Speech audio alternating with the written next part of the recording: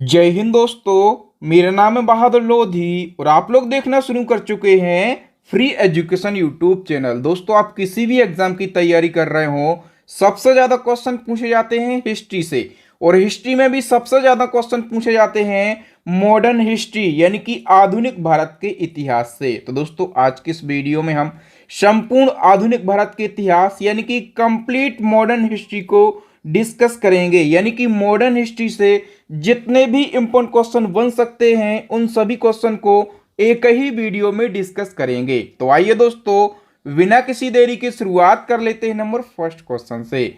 और number first हमारा question है, भारत के लिए समुद्री मार्ग की खोज करने का श्रेय किसे दिया जाता है? करेक्ट आंसर हो जाएगा पुर्तगालियों के लिए। देखो दोस्तों, जो पुर्तगाली थे ये यूरोप से भारत आए थे और समुद्री मार्ग से भारत आए थे। ठीक है, इसलिए भारत के लिए समुद्री मार्ग की खोज करने का श्रेय भी दिया जाता है पुर्तगालियों के लिए। और इसी क्रम में नंबर सेकंड क्वेश्चन है, वर्ष 1498 ईस्वी में किस पुर्तगाली अन्वेषक ने यूरोप से भारत के लिए एक नए समुद्री मार्ग की खोज करी थी? तो यूरोप से भारत के लिए एक नए समुद्री मार्ग की खोज करी थी वास्को डी गामा ने। और कब करी थी?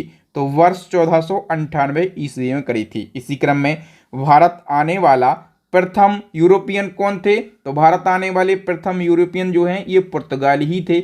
और एक और क्वेश्चन पूछा जाएगा कि वास्को डी गामा पहली बार भारत कब और किस स्थान पर पहुंचा? तो वास्को डी गामा पहली बार भारत पहुंचा था केरल के कालीकट बंदरगाह पर और 17 मई 1498 ईस्वी में पहुंचा था। ये क्वेश्चन हर एक एग्जाम में डायरेक्टली पूछे जाते हैं। नेक्स्ट क्वेश्चन है, वास्को डी गामा के भारत के लिए समुद्री मार्ग की खोज की यात्रा में किसने इसका सहयोग किया था? तो दोस्तों, वास्को डी गामा यूरोप से समुद्री मार्ग से भारत आया था। ठीक है, तो समुद्री मार्ग की खोज की यात्रा में वास्को डी गामा का सहयोग किया था अब्दुल मजीद ने।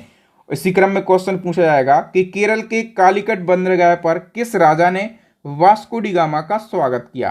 तो केरल के कालीकट बंदरगाह पर वास्को डी गामा का स्वागत किया था राजा जमोरियन ने। नेक्स्ट क्वेश्चन है, किस यूरोपियन समुदाय ने भारत के साथ प्रथम व्यापारिक संबंध स्थापित किए थे? तो पुर्तगालियों ने भारत के साथ प्रथम व्यापारिक संबंध स्थापित किए थे। एक क्वेश्चन और पूछा जाता है कि भारत में प्रथम पुर्तगाली गवर्नर बनकर कौन आया था? तो फ्रांसिस्को डी अल्मोडा आया था। ठीक है, और ये मोस्ट इंपोर्टेंट क्वेश्चन है, हमेशा पूछा जाता है। फ्रांसिस्को डी अल्मेडा जो है ये पुर्तगाली गवर्नर बनकर कब से कब तक रहा भारत में? तो 1505 ईस्वी में ये आया।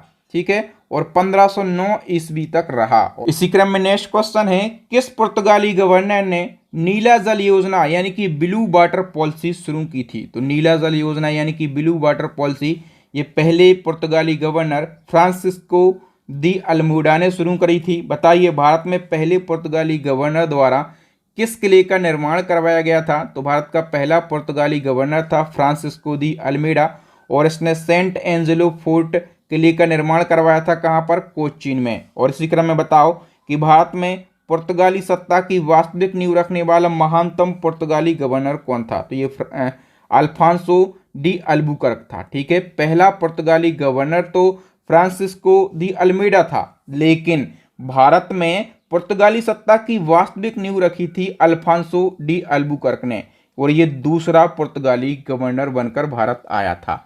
नेक्स्ट वन की हम बात करें तो बताइए, अल्फांसो दी अल्बुकर्क कब से कब तक भारत में पुर्तगाली गवर्नर बनकर रहा? तो ये 1509 से 1515 तक पुर्तगाली गवर्नर बनकर रहा था भारत में। बताइए, किस पुर्तगाली गवर्नर ने बीजापुर के यूसुफ आदिल शाह से गोवा को जीता था? तो ये अल्फांसो डी अल्बुकर्क ने जीता था 1510 ईस्वी में। हिंदू महिलाओं से विवाह की नीति किस पुर्तगाली गवर्नर ने अपनाई थी? तो ये फ्रांसिस्को डी अल्बुकर्क ने अपनाई थी। नेक्स्ट क्वेश्चन है, गुजरात का शासक बहादुर शाह किसके साथ संघर्ष करते हुए मारा गया था? तो जो गुजरात का शासक था बहादुर शाह ये पुर्तगालियों के साथ संघर्ष करते हुए मारा गया था। भारत में सबसे पहले आने और सबसे बाद में जाने वाले यूरोपियन कौन थे? तो सबसे पहले आने वाले और सबसे बाद में जाने वाले यूरोपियन जो है ये पुर्तगाली थे।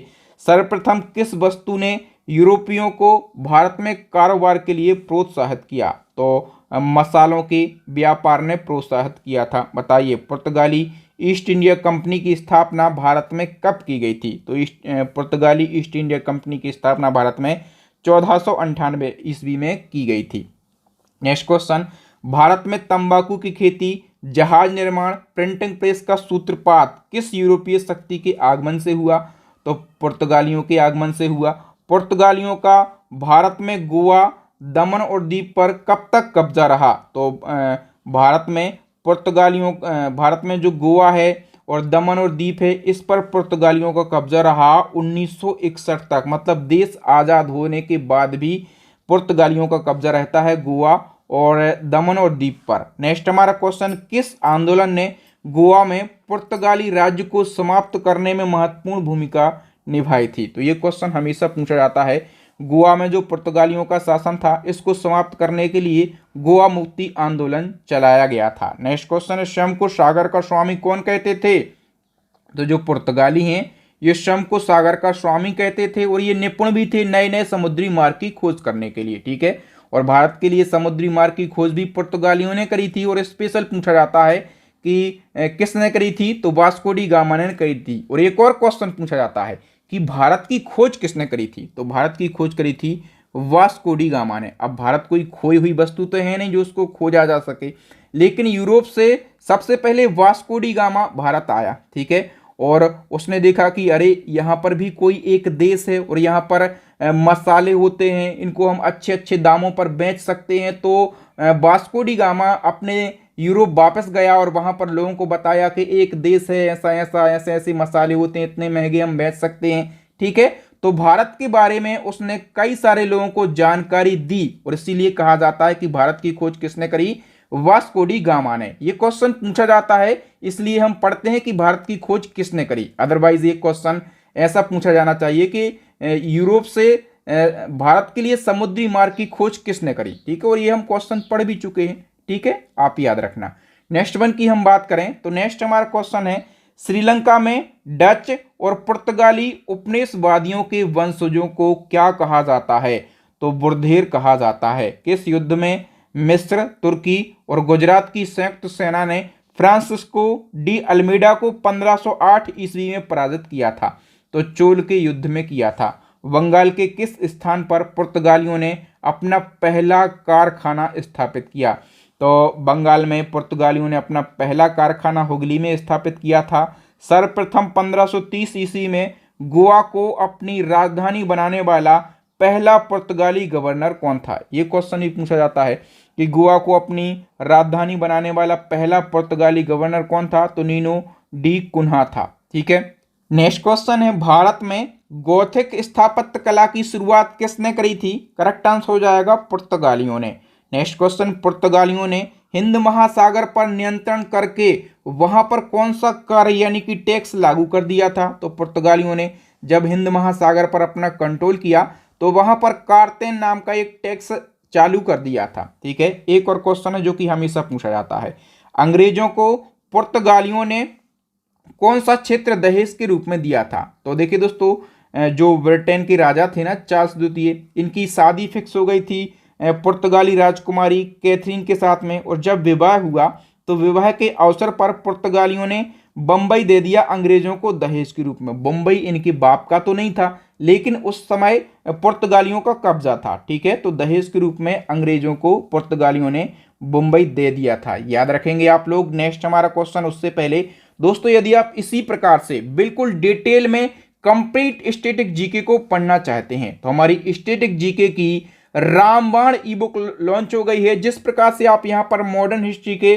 500 क्वेश्चन को पढ़ रहे हैं, इसी प्रकार से यदि आप विश्व का भूगोल, भारत का भूगोल, भारत का इतिहास और इतिहास के भी तीनों पार्ट आपको मिलेंगे। भारत का संविधान मिल जाएगा, भारतीय अर्थव्यवस्था मिल जाएगा, सामान्य विज्ञान और सामान्य विज्ञान के भी तीनों पार्ट मिलेंगे और साथ में मिल जाएगा आपको कंप्यूटर जीके यानी कि स्टैटिक जीके का A to Z निचोड़ आपको मिल जाएगा वन लाइनर फॉर्मेट में। ठीक है, केवल वही क्वेश्चन इस ई बुक के अंदर लिए गए हैं जो कि बार बार एग्जाम में रिपीट होते हैं और आगे भी ये क्वेश्चन रिपीट होते रहेंगे। तो कम समय में बेहतरीन तैयारी करने के लिए हमारी इस ई बुक को आप जरूर परचेस कर लीजिए। इसी क्रम में हमारी करंट अफेयर्स की ई बुक भी लॉन्च हो गई है और साइंस की ई बुक भी लॉन्च हो गई है। और यूपी की तैयारी करने वालों के लिए बता दूं कि हमारी UP GK plus UP current की ई बुक भी लॉन्च हो गई है। इन सभी ई बुक का लिंक आपको वीडियो के डिस्क्रिप्शन बॉक्स में मिल जाएगा। और ये सारी ई बुक आपके बहादुर सर और उनकी पूरी टीम ने पूरी मेहनत के साथ मिलकर तैयार की हैं। तो एग्जाम में सिलेक्शन लेने के लिए इन सभी ई बुक को आप जरूर परचेस कर लीजिए। नेक्स्ट हमारा क्वेश्चन है, पुर्तगालियों के बाद कौन यूरोपियन भारत में व्यापार करने के उद्देश्य से आए थे? तो पुर्तगालियों के बाद आए थे डच। कौन सा पहला डच यात्री भारत के पूर्व में सुमात्रा पहुंचा था? तो कार्नेलियन हाउटमैन था, ठीक है। और ये कहाँ पहुंचा था? सुमात्रा पहुंचा था 1556 ईस्वी में। डच किस देश के निवासियों को कहा जाता था? तो डच जो है ये नीदरलैंड यानी कि हॉलैंड के निवासियों को कहा जाता था। भारत में डच ईस्ट इंडिया कंपनी की स्थापना कब की गई? तो 1602 ईस्वी में डच ईस्ट इंडिया कंपनी की स्थापना करी गई थी। डचों ने भारत में अपनी पहली व्यापारिक फैक्ट्री कब और कहाँ स्थापित करी? ये क्वेश्चन कई बार रिपीट हुआ है। तो डचों ने भारत में अपनी पहली व्यापारिक फैक्ट्री जो है ये मसूलीपट्टम में और 1605 ईस्वी में स्थापित करी थी। डचों ने गोवा पर कब अधिकार स्थापित किया था? तो 1639 ईस्वी में। डचों ने बंगाल में किस स्थान पर अपना कारखाना स्थापित किया था? तो डचों ने बंगाल में चिंसुरा में अपना कारखाना स्थापित किया था। किस युद्ध में पराजित होने के बाद भारत से डचों का अंतिम रूप से पतन हो गया? तो बेदरा का युद्ध में। नेक्स्ट क्वेश्चन है, बेदरा का युद्ध कब और किसके मध्य लड़ा गया? तो बेदरा का युद्ध जो है अंग्रेजों और डचों के मध्य में लड़ा गया 1559 ईस्वी में। मुगल दरबार में जाने वाला प्रथम अंग्रेज कौन था? कई बार क्वेश्चन पूछा गया। तो मुगल दरबार में जाने वाला पहला अंग्रेज था कैप्टन विलियम हॉकिंस। और मुगल दरबार में जहांगीर के दरबार में जाने वाला प्रथम अंग्रेज कौन था? तो उस समय शासक कौन थे? मुगल काल के तो जहांगीर थे, ठीक है। और जहांगीर के दरबार में जाने वाला या फिर मुगल दरबार में जाने वाला प्रथम अंग्रेज पूछा जाए तो आप कहेंगे कैप्टन विलियम हॉकिंस है। और ये 1609 ईस्वी में मुगल दरबार में गया था। नेक्स्ट क्वेश्चन है, ब्रिटिश ईस्ट इंडिया कंपनी की स्थापना कब की गई थी? तो करेक्ट आंसर हो जाएगा 1600 ईस्वी में ब्रिटिश ईस्ट इंडिया कंपनी की स्थापना करी गई थी। और ये क्वेश्चन भी मोस्ट इंपॉर्टेंट क्वेश्चन है। बताइए भारत का बादशाह उस समय कौन था जब ब्रिटेन में ईस्ट इंडिया कंपनी की स्थापना करी गई थी? तो उस समय भारत का बादशाह था अकबर। इंग्लैंड की रानी एलिजाबेथ प्रथम ने ईस्ट इंडिया कंपनी को कब अधिकार पत्र प्रदान किया था? करेक्ट आंसर हो जाएगा 31 दिसंबर 1600 ईस्वी में। भारत आने वाला पहला अंग्रेजी जहाज कौन था? ये क्वेश्चन भी पूछा गया। तो जो रेड ड्रैगन है ना, ये भारत आने वाला पहला अंग्रेजी जहाज था। अंग्रेजों ने सबसे पहले भारत के किस राज्य में फोर्ट सेंट जॉर्ज नामक किले का निर्माण करवाया था? तो करेक्ट आंसर हो जाएगा तमिलनाडु में। नेक्स्ट क्वेश्चन है, किस मुगल शासक ने 1613 ईस्वी में एक फरमान जारी कर अंग्रेजों को सूरत में व्यापारिक फैक्ट्री खोलने की इजाजत दे दी थी? तो दोस्तों जहांगीर ने 1613 ईस्वी में एक फरमान जारी करा और अंग्रेजों को सूरत में व्यापारिक फैक्ट्री खोलने की परमिशन दे दी थी। ब्रिटिश ईस्ट इंडिया कंपनी ने मद्रास को पट्टे पर किस वर्ष में प्राप्त किया था? तो करेक्ट आंसर हो जाएगा 1639 ईस्वी में। नेक्स्ट है, बंबई को चार्ल्स द्वितीय ने 1661 में किससे दहेज के रूप में प्राप्त किया था? तो मैंने आपको बताया था ना कि पुर्तगाली रानी जो थी उसकी शादी हो गई थी चार्ल्स द्वितीय से, ठीक है। तो पुर्तगालियों ने जो मुंबई है ये चार्ल्स द्वितीय को दहेज में दिया था। कब? 1661 ईस्वी में। नेक्स्ट क्वेश्चन है, चार्ल्स द्वितीय ने किस वर्ष मुंबई को 10 पौंड के वार्षिक किराए पर ईस्ट इंडिया कंपनी को दे दिया था? करेक्ट आंसर हो जाएगा 1668 ईस्वी में। नेक्स्ट क्वेश्चन है, बंबई शहर की स्थापना किसने करी थी? गेराल्ड ऑन्गियर ने बंबई शहर की स्थापना करी थी। अंग्रेजी राजदूत थॉमस रो भारत किस वर्ष आया? तो थॉमस रो जो है ये 1615 ईस्वी में भारत आया था। बताइए कि 1717 ईस्वी में किस मुगल बादशाह ने कंपनी को एक शाही फरमान जारी किया था? तो फर्रुखसियर ने किया था, ठीक है। और इसी क्रम में बताओ कि 3000 रुपये वार्षिक कर के बदले ईस्ट इंडिया कंपनी को संपूर्ण बंगाल में मुक्त व्यापार करने की आज्ञा किसने दी थी? तो ये फर्रुखसियर ने दी थी। नेक्स्ट हमारा क्वेश्चन है, किस मुगल शासक द्वारा जारी फरमान को ईस्ट इंडिया कंपनी का मैग्ना कार्टा कहा गया? तो जो फर्रुखसियर का शाही फरमान था जो कि 1717 ईस्वी में जारी किया था फर्रुखसियर ने, इसको ईस्ट इंडिया कंपनी का मैग्ना कार्टा कहा गया। भारत में अंग्रेजी राज्य की नींव किस युद्ध के बाद स्थापित हुई? तो प्लासी के युद्ध के बाद भारत में अंग्रेजी राज्य की नींव स्थापित हुई। प्लासी का युद्ध हुआ था 1757 ईस्वी में। प्लासी का युद्ध किस किस के बीच में हुआ था? तो अंग्रेजों और बंगाल के नवाब सिराजुद्दौला के बीच में प्लासी का युद्ध हुआ था। और प्लासी के युद्ध में जो अंग्रेज हैं ये जीत गए थे और बंगाल का नवाब सिराजुद्दौला हार गया था। ठीक है, प्लासी के युद्ध में अंग्रेजी सेना का नेतृत्व किसने किया था? ये क्वेश्चन डायरेक्टली पूछा जाता है। तो प्लासी के युद्ध में अंग्रेजी सेना का नेतृत्व किया था रॉबर्ट क्लाइव ने। नेक्स्ट क्वेश्चन है, ब्लैक हॉल यानी कि काल कोठरी की घटना कब हुई थी? तो ब्लैक हॉल यानी कि काल कोठरी की जो घटना है ये 20 जून 1756 ईस्वी में हुई थी।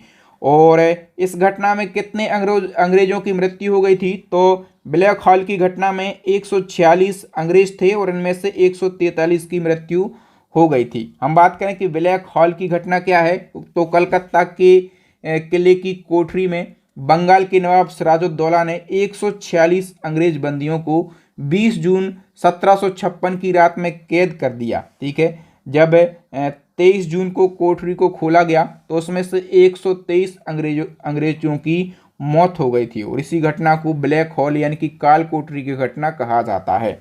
और क्वेश्चन पूछा जाएगा कि किस अंग्रेज अधिकारी ने सबसे पहले ब्लैक हॉल यानी कि काल कोठरी की घटना की रचना करी थी? तो ये हॉल बेल ने करी थी। बताइए, अलीगढ़ की संधि किसके मध्य हुई थी? तो अंग्रेज और सिराजुद्दौला के बीच में अलीगढ़ की संधि हुई थी। नेक्स्ट क्वेश्चन है, ब्रिटिश ईस्ट इंडिया कंपनी की भारत में प्रथम निर्णायक सैन्य सफलता कौन सी मानी जाती है? तो ये प्लासी का युद्ध माना जाता है जो कि 1757 में हुआ था। भारत में ब्रिटिश साम्राज्य का संस्थापक किसे माना जाता है? रॉबर्ट क्लाइव को माना जाता है। रॉबर्ट क्लाइव बंगाल का गवर्नर कब बना? तो 1757 ईस्वी में बनाया था। और प्लासी के युद्ध के समय मुगल बादशाह कौन था? तो आलमगीर द्वितीय जो है ये प्लासी के युद्ध के समय मुगल बादशाह था। किस युद्ध को जीतने के बाद अंग्रेजी राज्य दिल्ली तक फैल गया? तो बक्सर का युद्ध जीतने के बाद जो अंग्रेजी राज्य है ये दिल्ली तक फैल चुका था। नेक्स्ट क्वेश्चन है, बक्सर का युद्ध कब हुआ था? तो बक्सर का युद्ध हुआ था 22 अक्टूबर 1764 में। और बक्सर के युद्ध में अंग्रेजी सेना का नेतृत्व किया था हेक्टर मुनरो ने। और बक्सर का युद्ध जो है ये किस किस के बीच हुआ था? तो अंग्रेजों और मुगल बादशाह, अवध के नवाब और मीर कासिम की सेना के बीच में बक्सर का युद्ध हुआ था। यानी कि एक तरफ कौन थे? अंग्रेज थे और दूसरी तरफ मुगल बादशाह, अवध के नवाब और मीर कासिम, इन तीनों की संयुक्त सेना थी। ठीक है, और बक्सर के युद्ध के समय मुगल बादशाह कौन था? शाह आलम द्वितीय था। और बक्सर के युद्ध के दौरान अवध का नवाब कौन था? तो शुजा-उद-दौला था। और इलाहाबाद की जो प्रथम संधि है ये कब हुई थी? 12 अगस्त 1765 को। और इलाहाबाद की जो पहली संधि है ये किस किस के बीच में हुई थी? तो रॉबर्ट क्लाइव और शाह आलम द्वितीय के बीच में हुई थी। किस संधि के पश्चात ईस्ट इंडिया कंपनी को बंगाल, बिहार और उड़ीसा का दीवानी अधिकार प्राप्त हुआ था? तो इलाहाबाद की प्रथम संधि के बाद हुआ था। ठीक है, और आपसे क्वेश्चन पूछा जाएगा कि इलाहाबाद की दूसरी संधि कब होती है? देखिए, पहली संधि होती है 12 अगस्त को। ठीक है, और 4 दिन बाद इलाहाबाद की दूसरी संधि होती है 16 अगस्त 1765 ईस्वी में। इलाहाबाद की द्वितीय संधि किस किस के बीच में होती है? तो रॉबर्ट क्लाइव और शुजा-उद-दौला के बीच में होती है जो कि अवध का नवाब था। ठीक है, और क्वेश्चन पूछा जाएगा कि किस संधि के बाद ईस्ट इंडिया कंपनी को अवध में कर यानी कि टैक्स मुक्त व्यापार करने की सुविधा प्राप्त हो गई थी? तो इलाहाबाद की दूसरी संधि के बाद। बताइए, अंग्रेजों ने मराठा साम्राज्य को किस वर्ष पराजित किया था? तो 1818 ईस्वी में। बताइए, अंग्रेजों ने किस वर्ष सिक्कों को हराकर पंजाब और समस्त उत्तर भारत को अपने राज्य में मिला लिया था? तो करेक्ट आंसर हो जाएगा 1849 ईस्वी में। नेक्स्ट क्वेश्चन है, फ्रांसीसी ईस्ट इंडिया कंपनी की स्थापना कब करी गई थी? करेक्ट आंसर हो जाएगा 1664 ईस्वी में। किस फ्रांसीसी सम्राट के शासनकाल के समय फ्रांसीसी ईस्ट इंडिया कंपनी की स्थापना करी गई थी? तो करेक्ट आंसर हो जाएगा लुई 14वें के समय। बताइए भारत में फ्रांसीसियों ने प्रथम व्यापारिक फैक्ट्री किसने और कब स्थापित करी थी?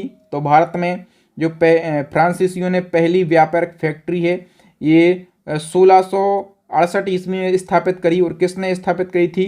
तो फ्रैंको कैरो ने। बताइए भारत में फ्रांसीसियों ने अपना पहला कारखाना कहाँ पर स्थापित किया था? तो 1668 में किया था, हम पढ़ चुके हैं। किसने किया था? फ्रैंको कैरो ने किया था। कहाँ पर? गुजरात के सूरत में।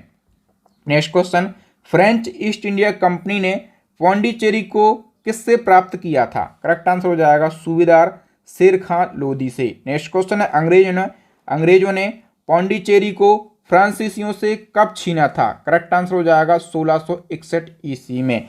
बताइए अंग्रेजों ने किस संधि के तहत फ्रांसीसियों से छीने गए क्षेत्र उन्हें वापस लौटा दिए थे? तो पेरिस की संधि जो कि 1763 में हुई थी। बताइए प्रथम कर्नाटक युद्ध कब और किसके मध्य लड़ा गया? तो जो पहला कर्नाटक युद्ध है ये अंग्रेजों और फ्रांसीसियों के बीच लड़ा गया, और ये युद्ध 1746 से 1748 तक चला।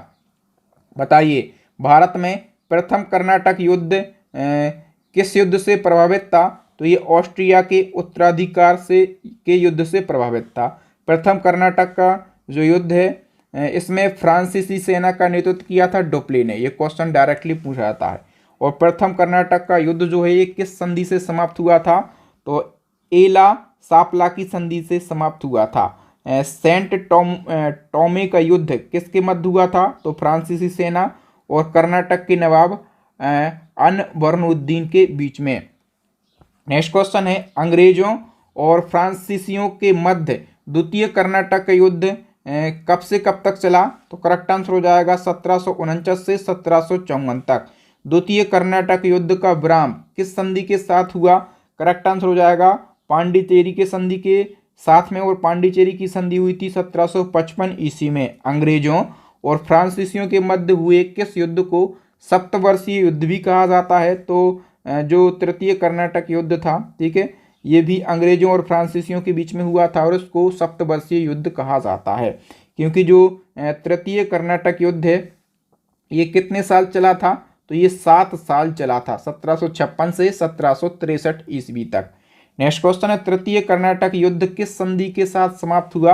तो ये पेरिस की संधि के साथ समाप्त हुआ। किस युद्ध के बाद? फ्रांसीसियों की भारत में उपनिवेशिक शक्ति समाप्त हो गई, तो वांडीवास युद्ध के बाद। वांडीवास का युद्ध अंग्रेजों और फ्रांसीसियों के बीच में हुआ था 1760 ईस्वी में। वांडीवास के युद्ध में ब्रिटिश सेना का नेतृत्व किया था सर आयरकूट ने। नेक्स्ट क्वेश्चन है, वांडीवास के युद्ध में फ्रांसीसी सेना का नेतृत्व किसने किया था? तो काउंट डी लाली ने फ्रांसीसी सेना का नेतृत्व किया था। वांडीवास का युद्ध भारत के किस क्षेत्र में हुआ था? तो ये तमिलनाडु राज्य में हुआ था। डेनिश ईस्ट इंडिया कंपनी की स्थापना किस वर्ष हुई थी? तो 1616 ईस्वी में। भारत में पहली डेनिश फैक्ट्री कहाँ पर स्थापित हुई? तो भारत में पहली डेनिश फैक्ट्री तंजौर में और 1620 ईस्वी में स्थापित हुई थी। नेक्स्ट क्वेश्चन है, यूरोपीय कंपनी के आने के क्रम में कौन सी कंपनी सबसे बाद में भारत आई थी? तो स्वीडिश ईस्ट इंडिया कंपनी ये सबसे बाद में भारत आई थी। मुगल बादशाह जहांगीर ने अंग्रेज खान की उपाधि किसे दी थी?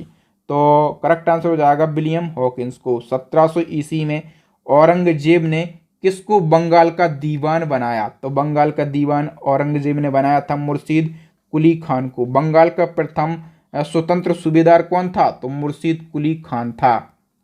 नेक्स्ट क्वेश्चन है, इजारेदारी प्रथा की शुरुआत किसने करी थी? करेक्ट आंसर हो जाएगा मुर्शीद कुली खान ने। कृषकों को तकावी ऋण यानी कि खेती के लिए अग्रिम ऋण, जो खेती के लिए अग्रिम ऋण दिया जाता था उसको तकावी ऋण कहा जाता था, और तकावी ऋण प्रदान करने की शुरुआत किसने करी थी? मुर्शीद कुली खान ने। और बंगाल का प्रथम नवाब कौन था? तो बंगाल का प्रथम नवाब था मुर्शीद कुली खान। ठीक है, गिरिया का युद्ध किस किस के बीच में हुआ था? तो गिरिया का युद्ध सबसे पहले याद रखो ये कि 1740 में हुआ था, और अलीवर्दी खां जो कि बंगाल का नवाब था और सरफराज खां जो कि बिहार का सूबेदार था, इन दोनों के बीच में हुआ था गिरिया का युद्ध। नेक्स्ट क्वेश्चन है, बंगाल के किस नवाब ने यूरोपियों की तुलना मधुमक्खी के छत्ते से करी है?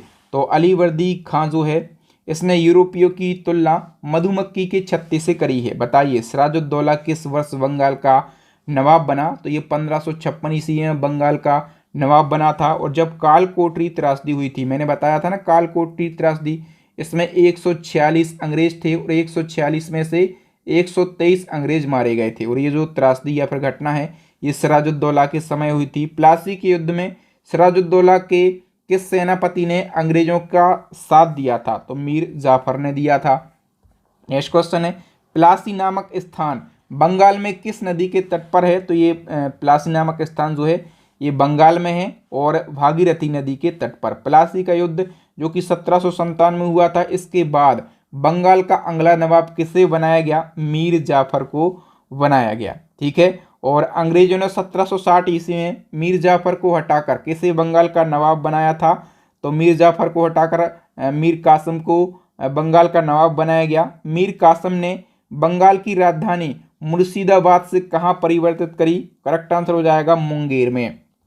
नेक्स्ट है बक्सर के युद्ध के समय बंगाल का नवाब कौन था? मीर कासिम था। और बंगाल के किस नवाब ने भारतीय व्यापारियों को निःशुल्क व्यापार करने का अधिकार प्रदान किया था? तो ये मीर कासिम ने किया था। बक्सर के युद्ध के बाद किस संधि के तहत कंपनी को बंगाल, बिहार और उड़ीसा का दीवानी अधिकार दे दिया गया? तो इलाहाबाद की संधि के बाद। ठीक है। और नेक्स्ट क्वेश्चन है बंगाल में द्वैध शासन की शुरुआत किसने करी? मोस्ट इंपोर्टेंट क्वेश्चन है, डायरेक्टली पूछा जाता है। तो बंगाल में द्वैध शासन की जो शुरुआत है ये रॉबर्ट क्लाइव ने और 1765 ईस्वी में करी थी। नेक्स्ट क्वेश्चन है प्रशासनिक विफलता के कारण बंगाल में द्वैध शासन को समाप्त किसने किया था? समाप्त किसने किया था? वॉरेन हेस्टिंग ने। और 1772 ईस्वी में हैदर अली ने किसे पराजित कर मैसूर पर अधिकार किया था? तो हैदर अली ने नंदराज को पराजित करके मैसूर पर अपना अधिकार स्थापित किया। हैदर अली मैसूर का शासक कब बना? तो 1761 ईस्वी में। यूरोपीय नमूने से सैनिक प्रशिक्षण का सूत्रपात करने वाला प्रथम भारतीय शासक कौन था? करेक्ट आंसर हो जाएगा हैदर अली। प्रथम आंग्ल मैसूर युद्ध कब से कब तक चला? तो 1767 से 1769 तक। ठीक है। और जो प्रथम आंग्ल मैसूर युद्ध है ये अंग्रेजों और हैदर अली के बीच में हुआ था। और प्रथम आंग्ल मैसूर युद्ध जो है ये किस संधि के तहत समाप्त हुआ? तो मद्रास की संधि के तहत में। प्रथम आंग्ल मैसूर युद्ध में किसकी विजय हुई थी? तो हैदर अली की विजय हुई थी। ठीक है। और द्वितीय आंग्ल मैसूर युद्ध ये चला 1780 से 1784 तक।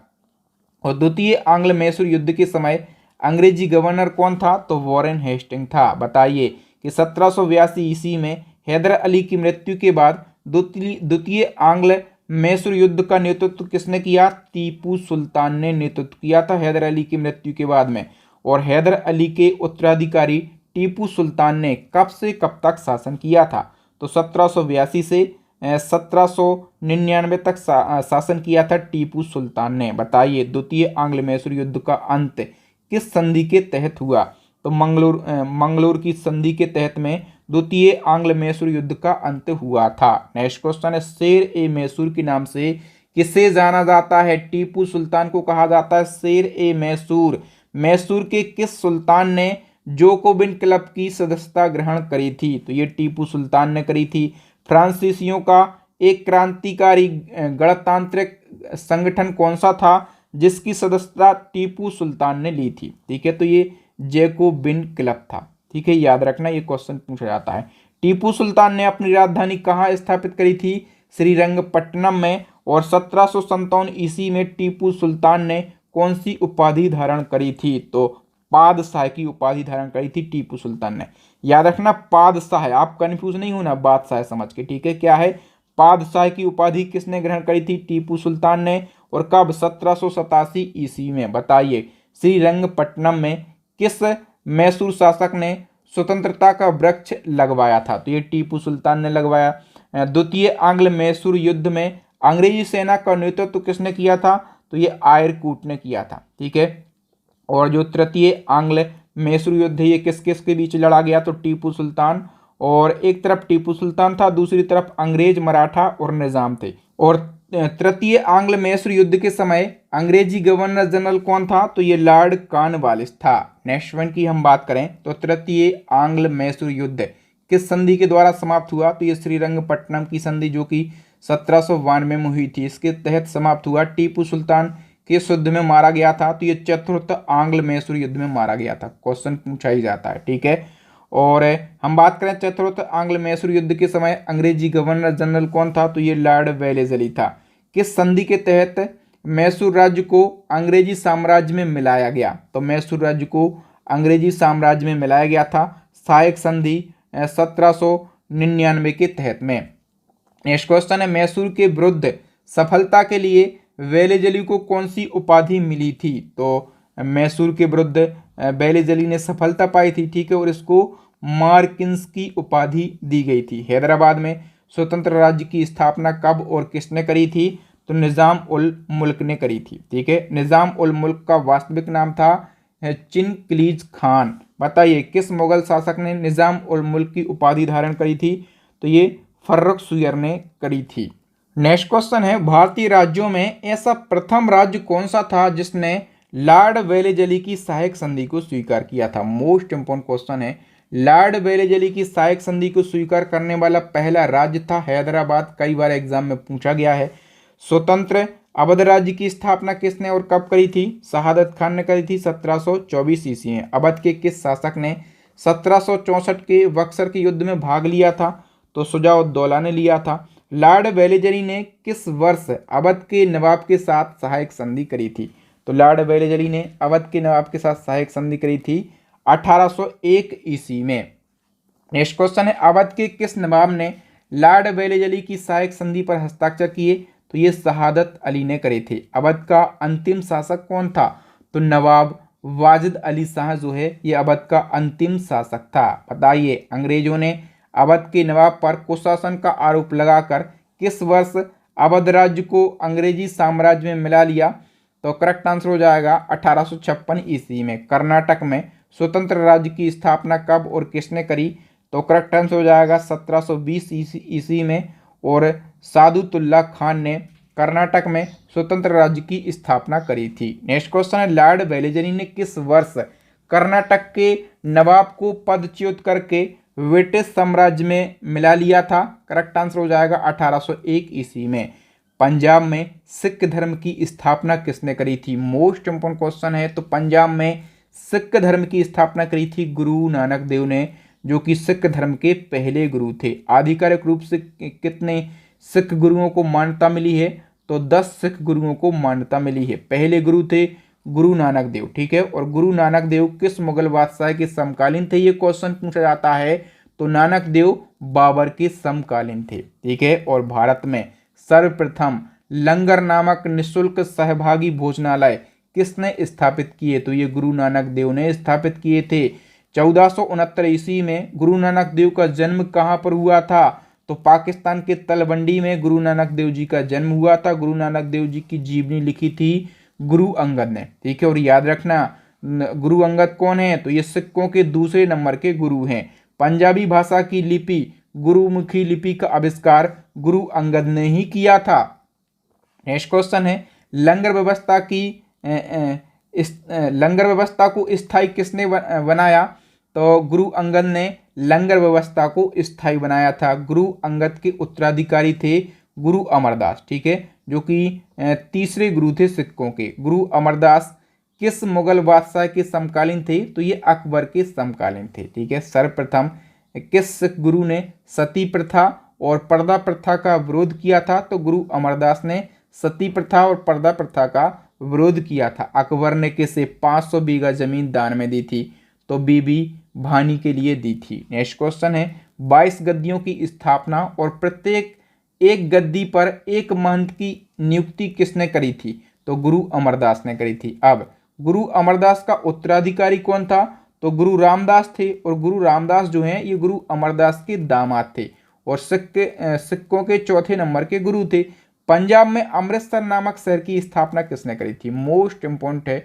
तो गुरु अमरदास ने पंजाब में अमृतसर शहर की स्थापना करी थी। नेक्स्ट क्वेश्चन है, किस गुरु के समय में सिख धर्म का गुरु पद पैतृक बन गया? तो सिख धर्म में जो गुरु पद होता था ये गुरु अमरदास के समय से पैतृक बन गया। बताइए, अमृतसर में स्थित स्वर्ण मंदिर का निर्माण किसने शुरू किया? तो देखिए दोस्तों, क्वेश्चन यहाँ से पूछा जाता है कि स्वर्ण मंदिर का निर्माण शुरू किसने किया और पूरा किसने करवाया? तो शुरू किया गुरु अमरदास ने। ठीक है। सिख धर्म का सबसे पवित्र ग्रंथ कौन सा है? तो आदि ग्रंथ, गुरु ग्रंथ साहब जो है ये सिख धर्म का सबसे पवित्र ग्रंथ है। ठीक है।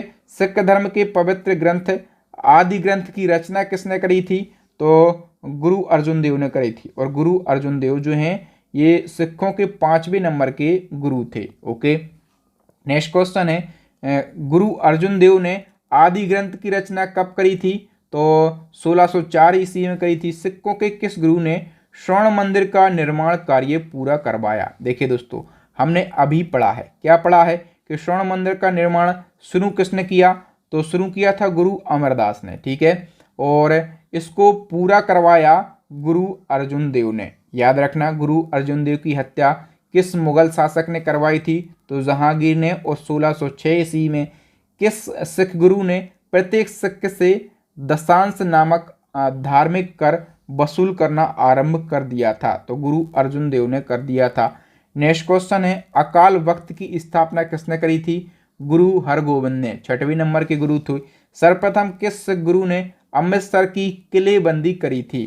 तो गुरु हरगोविंद ने करी थी। ठीक है। और सिखों को सैन्य संगठन का रूप किस गुरु ने दिया था? तो गुरु हरगोविंद ने ही दिया था।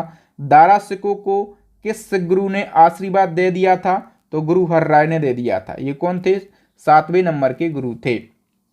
किस गुरु को दिल्ली जाकर गुरुपद के बारे में औरंगजेब को समझाना पड़ा था? तो गुरु हरकिशन राय जो कि 8वें गुरु थे। किस गुरु की मृत्यु चेचक बीमारी के कारण हो गई थी? तो गुरु हरकिशन राय की मृत्यु जो है ये चेचक बीमारी के कारण हो गई थी। किस गुरु की हत्या औरंगजेब ने इस्लाम धर्म ना ग्रहण करने के कारण करवाई थी? तो गुरु तेग बहादुर की हत्या किसने करवाई थी? औरंगजेब ने। और तेग बहादुर 9वें नंबर के गुरु थे। सिखों के 10वें एवं अंतिम गुरु कौन थे? तो गुरु गोविंद सिंह जो हैं ये सिखों के 10वें नंबर के यानी कि अंतिम गुरु थे। ठीक है। और किस गुरु ने खालसा नामक सैन्य समुदाय की स्थापना करी थी? गुरु गोविंद सिंह ने। और गोविंद सिंह ने खालसा पंथ की स्थापना की थी 1699 ईस्वी में। पाहुल प्रथा की शुरुआत किसने करी थी? गुरु गोविंद सिंह ने। और किस गुरु ने गुरु ग्रंथ साहिब को सिखों के शाश्वत गुरु के रूप में नामित किया था? गुरु गोविंद सिंह ने किया था।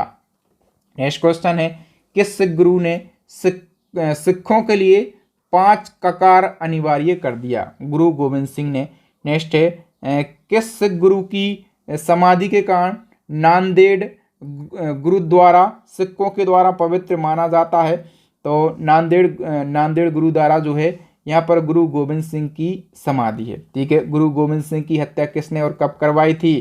तो गुल खान नामक पठान ने करवाई थी 1708 ईस्वी में। फारसी भाषा में जफरनामा किसने लिखी थी? करेक्ट आंसर हो जाएगा गुरु गोविंद सिंह ने। नेक्स्ट है, किस सिख गुरु ने अपनी मृत्यु से पहले गुरु प्रथा को समाप्त कर दिया था? तो गुरु प्रथा को अपनी मौत से पहले गुरु गोविंद सिंह ने ही समाप्त कर दिया था। ये 10वें नंबर के और अंतिम गुरु थे। ठीक है।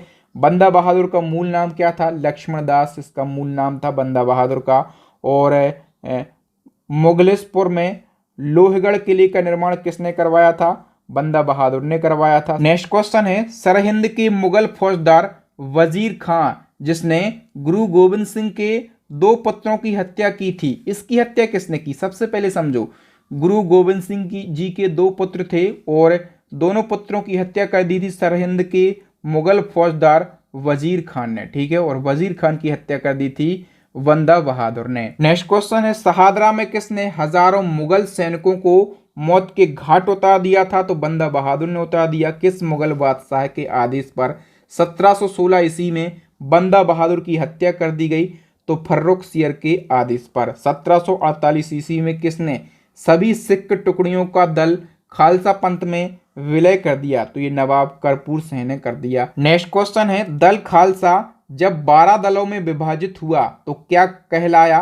दोस्तों, खालसा दल जब 12 दलों में विभाजित हुआ तो मिसल कहलाया। ठीक है, पंजाब में सिख साम्राज्य का संस्थापक किसे माना जाता है?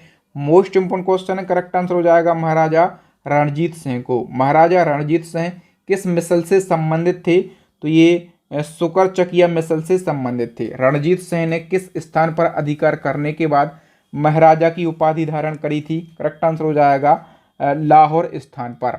नेक्स्ट क्वेश्चन है, किस सिख शासक ने हरमंदिर साहब यानी कि स्वर्ण मंदिर पर सोने की परत चढ़वाई थी? तो सोने की परत स्वर्ण मंदिर पर चढ़वाई थी महाराजा रणजीत सिंह ने 1830 ईस्वी में। एक और क्वेश्चन पूछा जाता है कि रणजीत सिंह को सुप्रसिद्ध कोहिनूर का हीरा किसने उपहार में दिया था?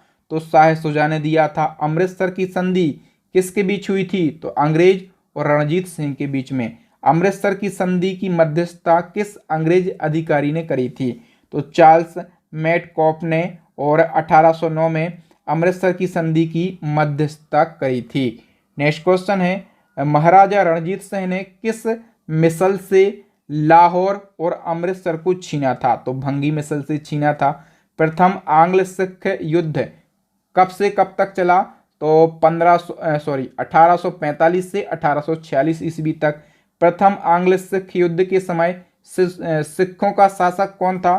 तो महाराजा दिलीप सिंह थे। ठीक है, और लाहौर की संधि किस किस के बीच में हुई थी? तो दिलीप सिंह और लॉर्ड हॉर्डिंग के बीच में हुई थी 1846 ईस्वी में।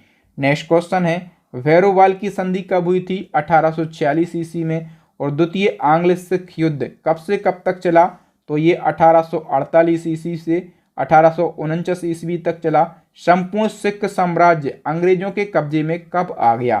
तो संपूर्ण सिख साम्राज्य जो है अंग्रेजों के कब्जे में आ गया था 1849 ईस्वी में। द्वितीय आंग्ल सिख युद्ध के बाद कोहिनूर का जो हीरा है ये किसे भेजा गया? महारानी विक्टोरिया को भेजा गया था। नेक्स्ट क्वेश्चन है, बंगाल के गवर्नर का पद कब गठित किया गया? देखिए, अब बंगाल के गवर्नर का पद गठित किया गया 1757 ईस्वी में। ठीक है, और बंगाल का पहला गवर्नर किसे बना दिया जाता है? लॉर्ड क्लाइव को। मोस्ट इंपोर्टेंट क्वेश्चन हमेशा पूछा जाता है, बंगाल के पहले गवर्नर कौन थे? Lord Clive. ठीक है, और भारत में अंग्रेजी शासन का जन्मदाता लॉर्ड क्लाइव को ही माना जाता है। और बंगाल में द्वैध शासन किसने लागू करवाया था? तो ये लॉर्ड क्लाइव ने करवाया था। ठीक है, और बंगाल में द्वैध शासन कब से कब तक रहा? तो 1765 से 1772 ईस्वी तक। बक्सर के युद्ध के समय बंगाल का गवर्नर कौन था? तो जब बक्सर का युद्ध हुआ था उस समय बंगाल का गवर्नर था पेंसी टार्ट। नेक्स्ट क्वेश्चन है, बंगाल का अंतिम गवर्नर कौन था? तो बंगाल का अंतिम गवर्नर वॉरेन हेस्टिंग था। ठीक है, और एक और क्वेश्चन पूछा जाएगा कि किस एक्ट के तहत बंगाल के गवर्नर को अंग्रेजी क्षेत्रों का गवर्नर जनरल बना दिया गया? तो रेगुलेटिंग एक्ट 1773 के तहत। बताइए, बंगाल में द्वैध शासन को किसने समाप्त किया? तो वॉरेन हेस्टिंग ने बंगाल में द्वैध शासन को समाप्त कर दिया था 1772 ईस्वी में। रेगुलेटिंग एक्ट के तहत में प्रथम सुप्रीम कोर्ट की स्थापना कहाँ पर करी गई? तो करेक्ट आंसर हो जाएगा कलकत्ता में। नेक्स्ट हमारा क्वेश्चन है, बंगाल का प्रथम गवर्नर जनरल किसे नियुक्त किया गया? वॉरेन हेस्टिंग को बंगाल का प्रथम गवर्नर जनरल नियुक्त किया गया। प्रथम आंग्ल मराठा युद्ध के समय बंगाल का गवर्नर जनरल कौन था? तो ये वॉरेन हेस्टिंग ही था। नेक्स्ट क्वेश्चन है, गीता का अंग्रेजी में अनुवादकार कौन था जिसे वॉरेन हेस्टिंग ने राजकीय संरक्षण प्रदान किया था? तो याद रखना दोस्तों, गीता का अंग्रेजी में अनुवाद किया था विलियम विल्किंस ने। ठीक है, और विलियम विल्किंस को वॉरेन हेस्टिंग ने राजकीय संरक्षण प्रदान किया था। नेक्स्ट क्वेश्चन है, बोर्ड ऑफ रेवेन्यू की स्थापना किसके समय में हुई थी? करेक्ट आंसर हो जाएगा वॉरेन हेस्टिंग के समय में। नेक्स्ट क्वेश्चन है, पिट्स इंडिया एक्ट किसके शासनकाल में पारित किया गया था? तो Pitt's India Act Warren Hastings के शासनकाल में और 1784 ईस्वी में पारित किया गया था। और बंगाल के किस गवर्नर जनरल ने पिट्स इंडिया एक्ट के विरोध में इस्तीफा दे दिया था? तो ये वॉरेन हेस्टिंग ने इस्तीफा दे दिया था। वॉरेन हेस्टिंग को महाभियोग से कब मुक्त किया गया था? करेक्ट आंसर हो जाएगा 1795 ईस्वी में। 1781 ईस्वी में कलकत्ता में मुस्लिम शिक्षा के विकास के लिए प्रथम मदरसा किसने स्थापित किया था? वॉरेन हेस्टिंग ने। नेक्स्ट क्वेश्चन है 1774 ईस्वी में कलकत्ता में स्थापित उच्चतम न्यायालय का पहला मुख्य न्यायाधीश किसे नियुक्त किया गया था। तो देखो दोस्तों, कलकत्ता में सुप्रीम कोर्ट की स्थापना करी गई थी 1774 ईस्वी में, और पहला मुख्य न्यायाधीश नियुक्त किया गया था एलिजा इम्फे के लिए। ये क्वेश्चन कई बार पूछा गया है, इसलिए इस क्वेश्चन में आप डबल स्टार मार्क कर लीजिए। नेक्स्ट क्वेश्चन है सुरक्षा प्रकोष्ठ नीति किससे संबंधित है। तो ये वॉरेन हेस्टिंग्स से संबंधित है। भारत में सिविल सेवा का जनक किसे कहा जाता है, मोस्ट से भी ज़्यादा इंपॉर्टेंट क्वेश्चन है। तो लॉर्ड कॉर्नवालिस को भारत में सिविल सेवा का जनक कहा जाता है। और लॉर्ड कॉर्नवालिस कब से कब तक बंगाल का गवर्नर जनरल रहा। तो ये 1786 से 1793 तक रहा। बंगाल और बिहार में स्थायी बंदोबस्त की पद्धति किसने लागू करी थी, लॉर्ड कॉर्नवालिस ने। और स्थायी बंदोबस्त प्रणाली को कब लागू किया गया था, 1793 ईस्वी में। और तृतीय मैसूर युद्ध के समय बंगाल का गवर्नर जनरल कौन था, तो लॉर्ड कॉर्नवालिस था। ठीक है। और आपसे ये भी पूछा जाएगा कि पुलिस व्यवस्था का जनक किसे माना जाता है भारत में, तो लॉर्ड कॉर्नवालिस को माना जाता है। शक्ति के विभाजन पर आधारित कॉर्नवालिस कोड का निर्माण किसने और कब करवाया था, तो लॉर्ड कॉर्नवालिस ने 1793 ईस्वी में कॉर्नवालिस कोड का निर्माण करवाया था। ठीक है। और लॉर्ड कॉर्नवालिस की समाधि की बात करें कि ये भारत में कहाँ पर स्थित है, तो उत्तर प्रदेश के गाजीपुर में लॉर्ड कॉर्नवालिस की समाधि स्थित है। बताइए हस्तक्षेप एवं तटस्थता की नीति किसने अपनाई थी, तो सर जॉन शोर ने अपनाई थी। नेक्स्ट है बंगाल के किस गवर्नर जनरल के समय मराठों और निजामों के बीच में 1795 ईस्वी में खारदा का युद्ध हुआ था। तो मराठों और निजामों के बीच में सर जॉन शोर के समय में खारदा का युद्ध हुआ था 1795 ईस्वी में। बताइए सहायक संधि की शुरुआत किसने करी थी, लॉर्ड वेलेस्ली ने करी थी 1798 ईस्वी में। बताइए लॉर्ड वेलेस्ली ने प्रथम सहायक संधि किसके साथ करी थी, तो हैदराबाद के निजामों के साथ करी थी और 1798 ईस्वी में। बंगाल का कौन सा गवर्नर जनरल स्वयं को बंगाल का शेर कहता था, तो लॉर्ड वेलेस्ली खुद को बंगाल का शेर कहता था। नेक्स्ट क्वेश्चन है भारत में सहायक संधि का प्रयोग वेलेस्ली से पहले किस फ्रांसीसी गवर्नर ने शुरू किया था, तो लॉर्ड वेलेस्ली से पहले डुप्ले ने सहायक संधि का प्रयोग किया था भारत में। कलकत्ता में फोर्ट विलियम कॉलेज की स्थापना किसने करी थी, ये क्वेश्चन हमेशा पूछा जाता है, तो लॉर्ड वेलेस्ली ने। और 1800 ईस्वी में कलकत्ता में फोर्ट विलियम कॉलेज की स्थापना करी थी। भारत में किसने वेलेस्ली की सहायक संधि को मानने से इनकार कर दिया था, तो इंदौर के होलकर ने वेलेस्ली की सहायक संधि को मानने से इनकार कर दिया था। 1806 ईस्वी में बेल्लोर में हुए सिपाही विद्रोह किस गवर्नर जनरल के शासनकाल की एक महत्वपूर्ण घटना है, तो करेक्ट आंसर हो जाएगा जॉर्ज वार्लो के शासनकाल की। नेक्स्ट क्वेश्चन है बंगाल के किस गवर्नर जनरल के समय अमृतसर की संधि हुई थी, करेक्ट आंसर हो जाएगा लॉर्ड मिंटो के समय। लॉर्ड मिंटो के समय में कौन सा चार्टर्ड एक्ट पास हुआ था, तो करेक्ट आंसर हो जाएगा 1813 का चार्टर्ड एक्ट। आंग्ल नेपाल युद्ध किस गवर्नर जनरल के शासनकाल के समय हुआ था, करेक्ट आंसर हो जाएगा लॉर्ड हेस्टिंग के समय। आंग्ल नेपाल युद्ध का अंत किस संधि से हुआ, करेक्ट आंसर हो जाएगा संगोली की संधि से। नेक्स्ट क्वेश्चन है संगोली की संधि कब और किसके मध्य में हुई थी, तो ये अंग्रेजों और नेपाल के मध्य हुई थी। ठीक है।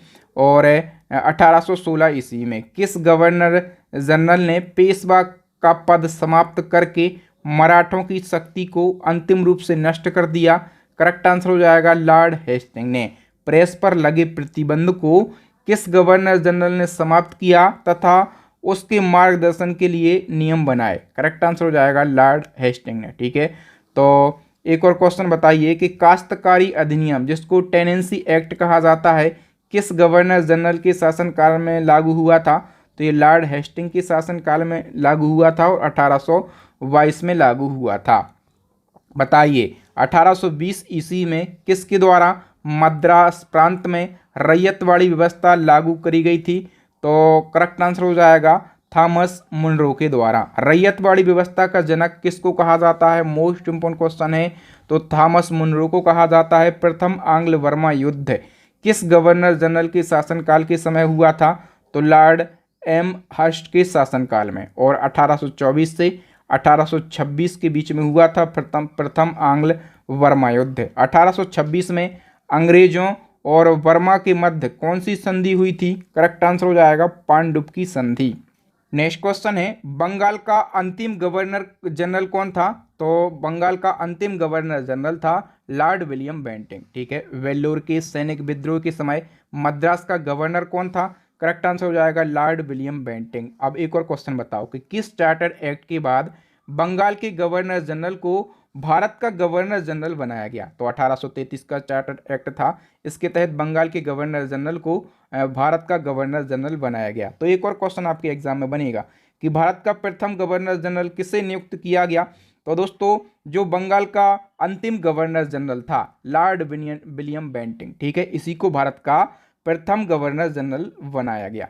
ठीक है, नेक्स्ट हमारा क्वेश्चन है, राजा राम मोहन राय के सहयोग से विलियम बेंटिंग ने सती प्रथा का अंत कब किया? करेक्ट आंसर हो जाएगा 1829 ईस्वी में। लॉर्ड विलियम बेंटिंग ने किसकी सहायता से ठगी प्रथा का अंत किया?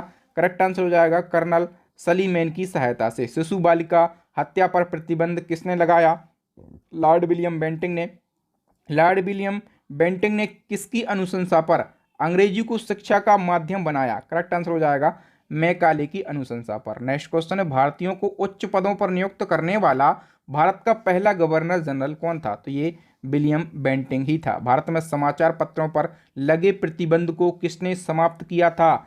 चार्ल्स मैडकॉप ने समाप्त किया था। ठीक है, और इसीलिए चार्ल्स मैडकॉप को ही प्रेस का मुक्तिदाता कहा जाता है। एक क्वेश्चन का आंसर बताओ कि जो प्रथम आंग्ल अफगान युद्ध है इसके समय भारत का गवर्नर जनरल कौन था? तो लॉर्ड ऑकलैंड था। नेक्स्ट क्वेश्चन है, 1839 ईस्वी में कलकत्ता से दिल्ली तक जीटी रोड की मरम्मत किसने करवाई थी? लॉर्ड ऑकलैंड ने। भारत में दास प्रथा का उन्मूलन किस गवर्नर जनरल के शासनकाल में हुआ?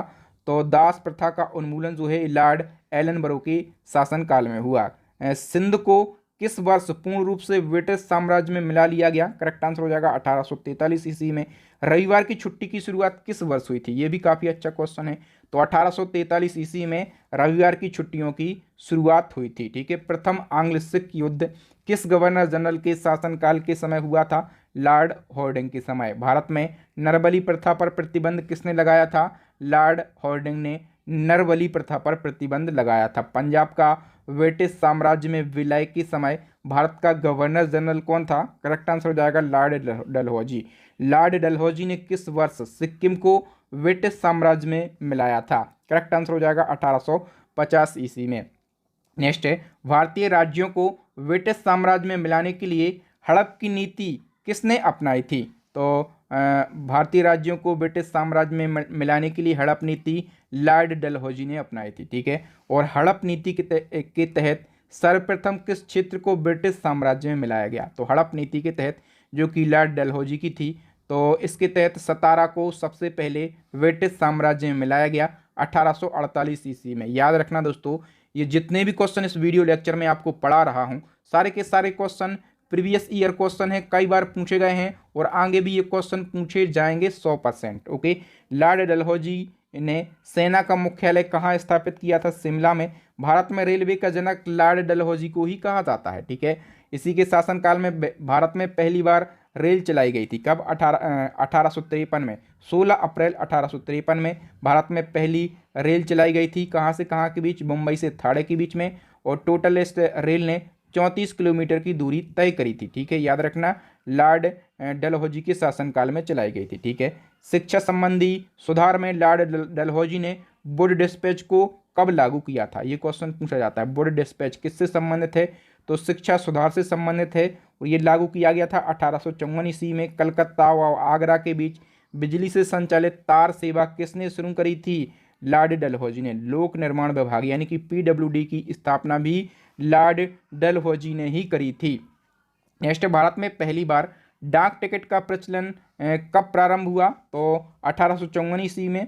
ठीक है, और डाक टिकट का प्रचलन या फिर पोस्ट ऑफिस एक्ट भी कब लागू किया गया था? 1854 ईस्वी में। भारत का अंतिम गवर्नर जनरल पूछा जाएगा तो लॉर्ड कैनिंग जो हैं ये भारत के अंतिम गवर्नर जनरल हैं। 1857 की क्रांति के समय भारत का गवर्नर जनरल कौन था? कैनिंग था। ठीक है, ये क्वेश्चन हमेशा पूछा जाता है। किस विद्रोह के बाद प्रशासनिक सुधार के अंतर्गत भारत का शासन कंपनी के हाथों से सीधे ब्रिटिश सरकार के नियंत्रण में आ गया? करेक्ट आंसर हो जाएगा दोस्तों 1857 के विद्रोह के बाद। नेक्स्ट हमारा क्वेश्चन है, ब्रिटिश सम्राट के अधीन नियुक्त भारत का प्रथम वायसराय कौन था? तो भारत का प्रथम वायसराय ये लॉर्ड कैनिंग था। ठीक है, कैनिंग के समय 1861 में उच्च न्यायालय अधिनियम के अनुसार भारत में कहां पर उच्च न्यायालयों की स्थापना करी गई? तो भारत में पहली बार उच्च न्यायालय यानी कि हाई कोर्ट की स्थापना कलकत्ता, बम्बई और मद्रास में एक साथ करी गई थी। 1856 ईस्वी में किसके शासनकाल के समय विधवा पुनर्विवाह अधिनियम स्वतंत्र रूप से लागू हुआ? तो ये लॉर्ड कैनिंग के समय में हुआ था। ठीक है, नेक्स्ट क्वेश्चन है, 1858 ईस्वी का अधिनियम पारित होने के बाद किसे भारत की साम्राज्ञी घोषित किया गया? तो भारत की साम्राज्ञी महारानी विक्टोरिया को घोषित किया गया 1858 का अधिनियम पारित होने के बाद। भारत परिषद अधिनियम 1881 किस वायसराय के शासनकाल में पारित हुआ? तो करेक्ट आंसर हो जाएगा लॉर्ड कैनिंग के शासनकाल में। वहाबी आंदोलन का दमन किस वायसराय ने किया? करेक्ट आंसर हो जाएगा दोस्तों लॉर्ड एल्गिन प्रथम ने। ठीक है, और वहाबी आंदोलन शुरू हुआ था 1862 ईस्वी में।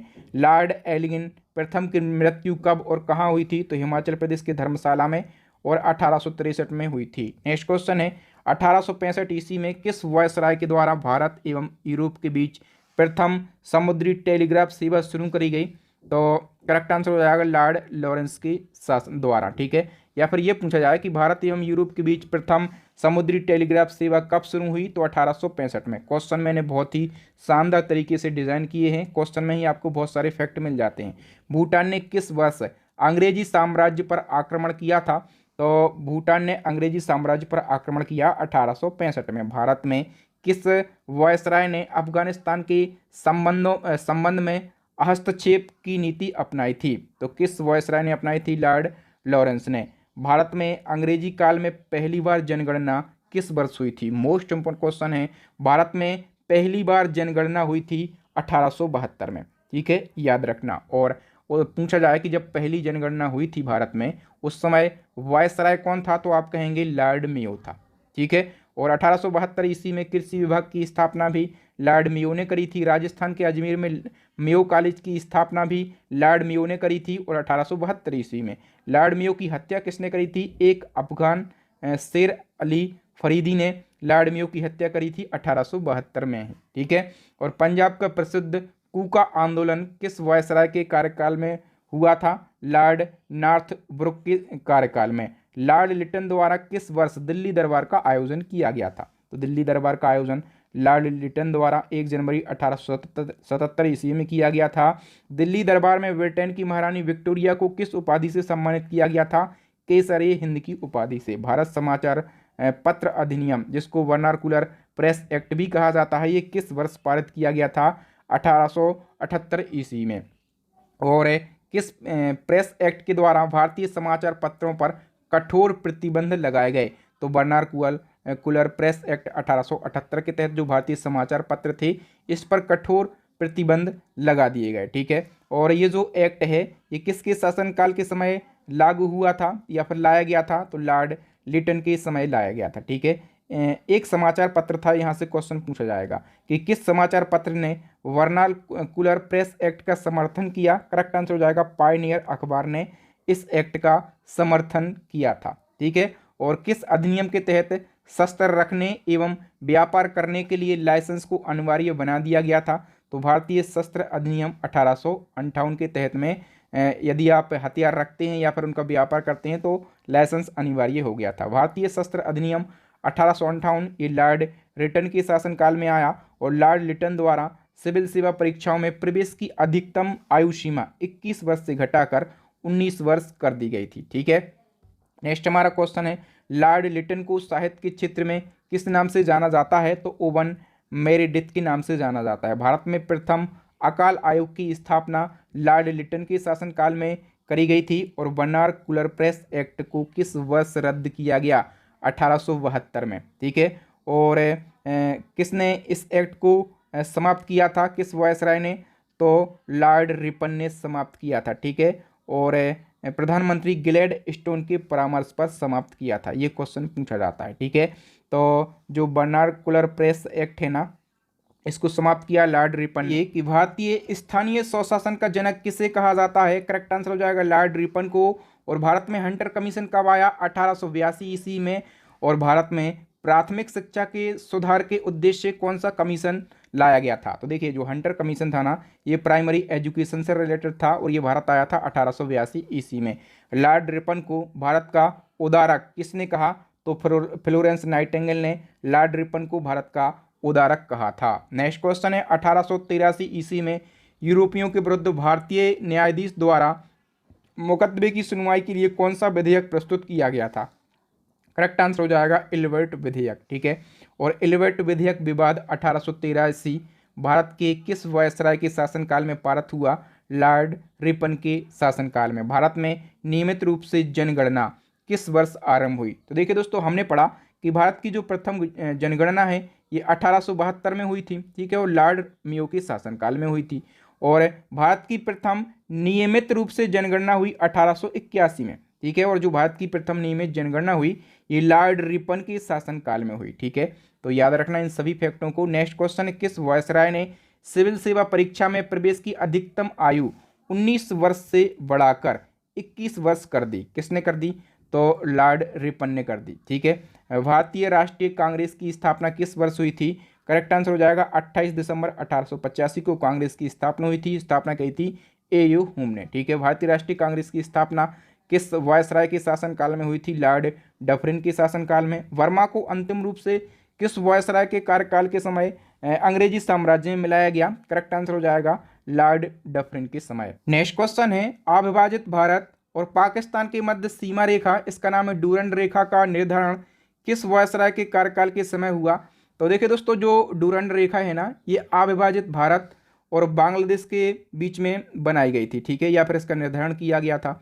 और किसके समय? तो लॉर्ड लैंसडाउन के समय किया गया था। लेकिन जो डूरंड रेखा है ना, जब से भारत और पाकिस्तान अलग हो गए तो पाकिस्तान और अफगानिस्तान के बीच सीमा का निर्धारण करती है, याद रखना। और बताइए, भारत में दूसरा कारखाना अधिनियम किसके कार्यकाल में लाया गया था? तो लॉर्ड लैंसडाउन के कार्यकाल में 1891 में। भारतीय पुरातत्व विभाग की स्थापना लॉर्ड कर्जन ने करी थी और 1861 में करी थी। नेक्स्ट क्वेश्चन है, अंग्रेजी स्वर्ण मुद्रा को भारत की कानूनी मुद्रा किस वायसराय ने घोषित किया? करेक्ट आंसर हो जाएगा लॉर्ड कर्जन ने। और 1899 ईस्वी में। कलकत्ता में विक्टोरिया मेमोरियल हॉल का निर्माण किस वायसराय के कार्यकाल में हुआ? लॉर्ड कर्जन के कार्यकाल में। बंगाल विभाजन कब हुआ? 1905 ईस्वी में। ठीक है, और बंगाल विभाजन किसके कार्यकाल में हुआ? तो लॉर्ड कर्जन के। देखिए, 3 फैक्ट तो हमेशा पूछे जाते हैं, हर एक एग्जाम में पूछे जाते हैं कि बंगाल विभाजन किसके कार्यकाल में हुआ? लॉर्ड कर्जन के। 1857 की क्रांति लॉर्ड कैनिंग के कार्यकाल में। और कांग्रेस की स्थापना लॉर्ड डफरिन के कार्यकाल में। तो ये 3 फैक्ट तो हमेशा पूछे जाते हैं। ओके, और प्रथम पुलिस आयोग का गठन किस वायसराय के कार्यकाल में हुआ था? लॉर्ड कर्जन के कार्यकाल में। नेक्स्ट क्वेश्चन है, 1902 ईस्वी में किसकी अध्यक्षता में विश्वविद्यालय आयोग का गठन किया गया? तो सर टॉमस रेले की अध्यक्षता में विश्वविद्यालय आयोग का गठन किया गया। भारतीय विश्वविद्यालय अधिनियम किस वायसराय के कार्यकाल के समय पारित हुआ? लॉर्ड कर्जन के समय। लॉर्ड कर्जन के शासनकाल में प्राचीन स्मारक संरक्षण अधिनियम किस वर्ष पारित हुआ? 1904 ईस्वी में। गुप्तचर विभाग की स्थापना किस वायसराय के शासनकाल में हुई थी? लॉर्ड कर्जन के शासनकाल में गुप्तचर विभाग की स्थापना हुई थी। मुस्लिम लीग की स्थापना किस वर्ष हुई थी? 1906 ईस्वी में। और ढाका में मुस्लिम लीग की स्थापना हुई थी। और मुस्लिम लीग की स्थापना के समय भारत का वायसराय लॉर्ड मिंटो द्वितीय था। ठीक है, कांग्रेस का विभाजन हुआ था 1907 के सूरत अधिवेशन में। ठीक है, और मुसलमानों के लिए पृथक निर्वाचन व्यवस्था किस अधिनियम के द्वारा करी गई?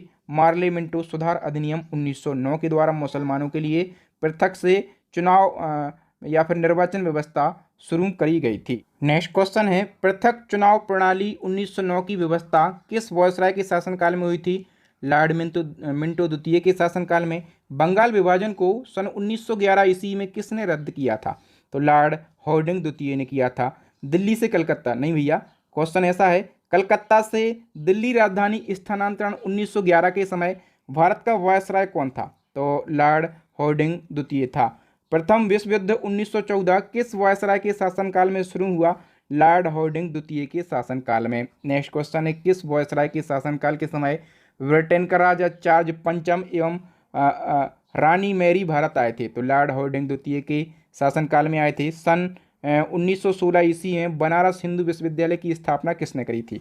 करेक्ट आंसर हो जाएगा मदन मोहन मालवीय ने। हिंदू महासभा की स्थापना किस वर्ष हुई थी तथा उस समय वायसराय कौन था? तो हिंदू महासभा की स्थापना याद रखना, इसके समय वायसराय था लॉर्ड हार्डिंग द्वितीय। बंगाल से बिहार और उड़ीसा राज्य किस वर्ष अलग हुए? करेक्ट आंसर हो जाएगा 1911 में। नेक्स्ट क्वेश्चन है, कांग्रेस और मुस्लिम लीग के मध्य लखनऊ समझौता कब हुआ? तो लखनऊ समझौता हुआ था 1916 ईस्वी में, ठीक है। और लखनऊ समझौता भारत के किस वायसराय के शासनकाल में हुआ था? लॉर्ड चेम्सफोर्ड के शासनकाल में। होम रूल आंदोलन 1916 के समय भारत का वायसराय कौन था? करेक्ट आंसर हो जाएगा लॉर्ड चेम्सफोर्ड। महात्मा गांधी का चंपारण सत्याग्रह कब हुआ था? 1917 ईस्वी में, ठीक है। और जलियांवाला बाग हत्याकांड हुआ था 1919 में। और जलियांवाला बाग हत्याकांड के समय भारत का वायसराय था लॉर्ड चेम्सफोर्ड। देखिए दोस्तों, आपको ये भी डेटा याद रखते चलना है कि जलियांवाला बाग हत्याकांड कब हुआ था, ठीक है। मैंने क्वेश्चन में ही सारे फैक्ट इंक्लूड करने की कोशिश करी है, क्योंकि ये क्वेश्चन हम वन लाइनर फॉर्मेट में पढ़ रहे हैं और बिल्कुल क्रम से आगे बढ़ते जा रहे हैं, ठीक है। तो याद रखना, जलियांवाला बाग हत्याकांड 1919 में हुआ था और उस समय भारत का वायसराय लॉर्ड चेम्सफोर्ड था। बताओ किस वायसराय के कार्यकाल के समय रॉलेट एक्ट जो कि 1919 में पारित हुआ था, ठीक है। तो किस वायसराय के शासनकाल में हुआ था? लॉर्ड चेम्सफोर्ड के ही शासनकाल में। महात्मा गांधी ने असहयोग आंदोलन किस वायसराय के शासनकाल में शुरू किया? करेक्ट आंसर हो जाएगा लॉर्ड चेम्सफोर्ड के शासनकाल में। असहयोग आंदोलन गांधी जी ने 1920 में शुरू किया था। चोरी चोरा की घटना हुई थी 1922 में, ठीक है। किस वायसराय के शासनकाल में? लॉर्ड रीडिंग के शासनकाल में। नेक्स्ट है, लॉर्ड रीडिंग के शासनकाल में असहयोग आंदोलन किस वर्ष वापस ले लिया गया था? तो असहयोग आंदोलन 1922 में वापस ले लिया गया था। लॉर्ड रीडिंग के शासनकाल में किस वर्ष भारतीय कम्युनिस्ट पार्टी की स्थापना करी गई? तो भारतीय कम्युनिस्ट पार्टी की स्थापना 1925 में करी गई और काकोरी ट्रेन डकैती हुई थी 1925 में। उस समय वायसराय था लॉर्ड रीडिंग, ठीक है। स्वराज पार्टी की स्थापना हुई थी 1923 में और उस समय वायसराय लॉर्ड रीडिंग था। नेक्स्ट क्वेश्चन है, प्रिंस ऑफ वेल्स किस वर्ष भारत की यात्रा पर आए थे? करेक्ट आंसर हो जाएगा 1921 में। मोपला विद्रोह 1921 में हुआ था और उस समय भारत का वायसराय था Lord reading. Simon commission Bharat कब आया था? तो देखिए, साइमन कमीशन का गठन हुआ था नवंबर 1927 में और ये फरवरी 1928 में भारत आया था। दोनों बातें पूछी जाती हैं। साइमन कमीशन का गठन पूछा जाएगा तो 1927, साइमन कमीशन भारत कब आया तो 1928। साइमन कमीशन के भारत आगमन के समय वायसराय था Lord Irwin. Okay, next question है, कांग्रेस का लाहौर अधिवेशन कब हुआ? 1929 में और उस समय वायसराय कौन था? लॉर्ड इरविन था। महात्मा गांधी ने दांडी मार्च के साथ सविनय अवज्ञा आंदोलन किसके कार्यकाल में शुरू किया? लॉर्ड इरविन के। गांधी इरविन समझौता हुआ था 1931 में, ठीक है। और भारत में दीपावली की घोषणा या फिर इरविन घोषणा 1929 में करी गई थी और उस समय वायसराय कौन था? लॉर्ड इरविन था। नेक्स्ट क्वेश्चन है, पहला गोलमेज सम्मेलन 1929 में हुआ था और उस समय वायसराय था लॉर्ड इरविन। गांधी जी ने किस एकमात्र गोलमेज सम्मेलन में भाग लिया? ये क्वेश्चन पूछा जाता है। तो गांधी जी केवल दूसरे गोलमेज सम्मेलन में गए थे, ठीक है। ब्रिटिश प्रधानमंत्री रैमजे मैकडोनाल्ड ने सांप्रदायिक पंचायत की घोषणा किस वर्ष की थी? 16 अगस्त 1932 ईस्वी में। 1932 ईस्वी में पूना पैक्ट किसके मध्य हुआ? तो पूना पैक्ट 1932 में गांधी जी और डॉक्टर साहब अंबेडकर के बीच में हुआ था। और कहाँ पर हुआ था ये पूना पैक्ट? तो पुणे की यरबदा जेल में। ये भी पूछा जाता है, कहाँ पर हुआ था? पुणे की यरबदा जेल में। नेक्स्ट क्वेश्चन है, पूना पैक्ट 1932 किस वायसराय के शासनकाल में हुआ? लॉर्ड वेलिंगटन के। भारत सरकार अधिनियम 1935 किस वायसराय के कार्यकाल में हुआ? Lord Wellington. सविनय अवज्ञा आंदोलन सन 1934 में किस वायसराय के शासनकाल में पुनः शुरू किया गया? करेक्ट आंसर हो जाएगा लॉर्ड वेलिंगटन के शासनकाल में। भारतीय सेना अकादमी की स्थापना कब और कहाँ की गई? करेक्ट आंसर हो जाएगा देहरादून में और 1932 ईस्वी में। बताइए 1939 ईस्वी में द्वितीय विश्व युद्ध के समय भारत का वायसराय कौन था? करेक्ट आंसर हो जाएगा लॉर्ड लिनलिथगो।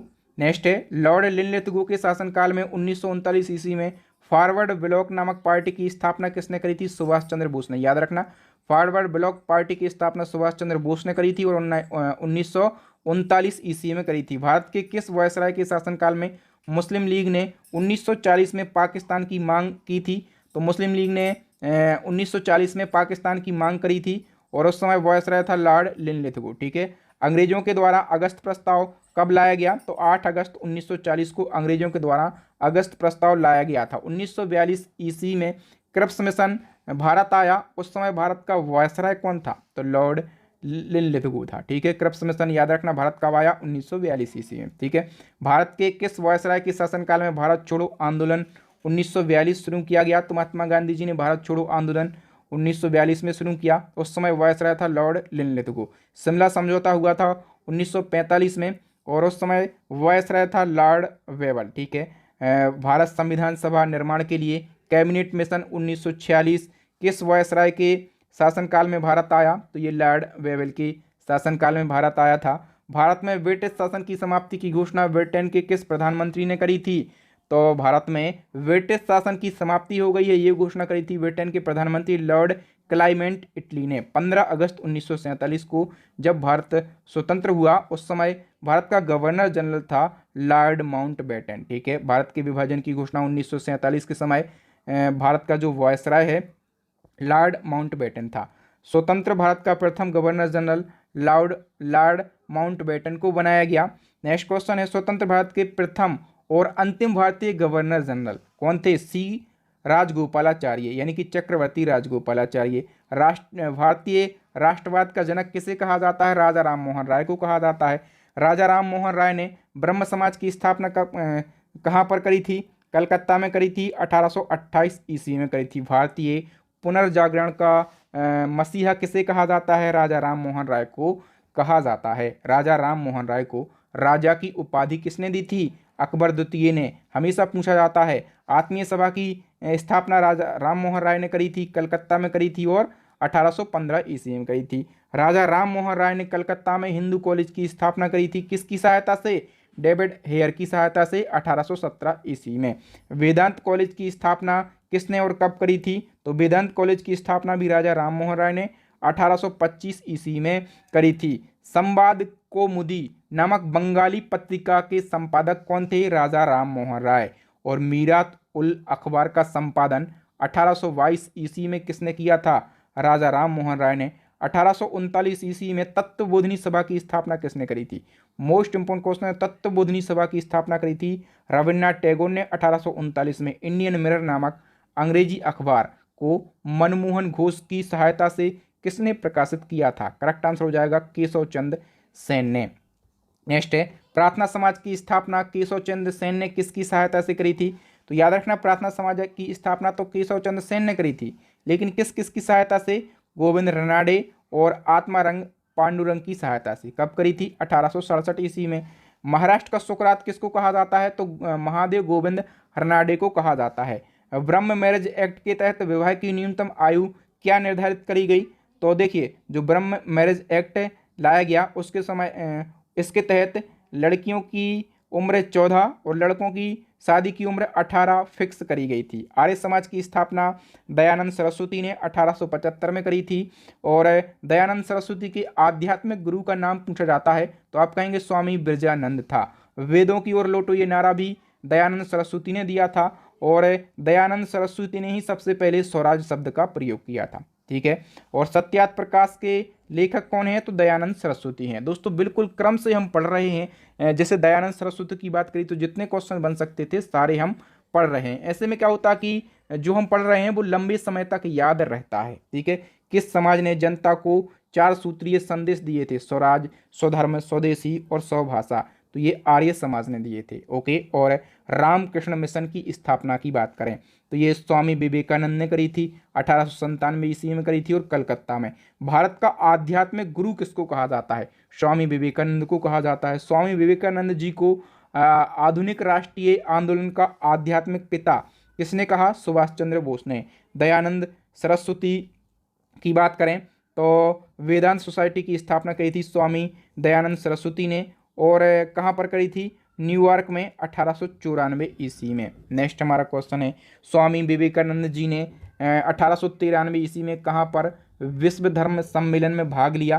तो देखिए दोस्तों, जो अमेरिका के शिकागो में विश्व धर्म सम्मेलन हुआ था, इसमें स्वामी विवेकानंद जी ने भाग लिया था। प्रबुद्ध भारत नामक अंग्रेजी भाषा की पत्रिका का संपादन किसने किया?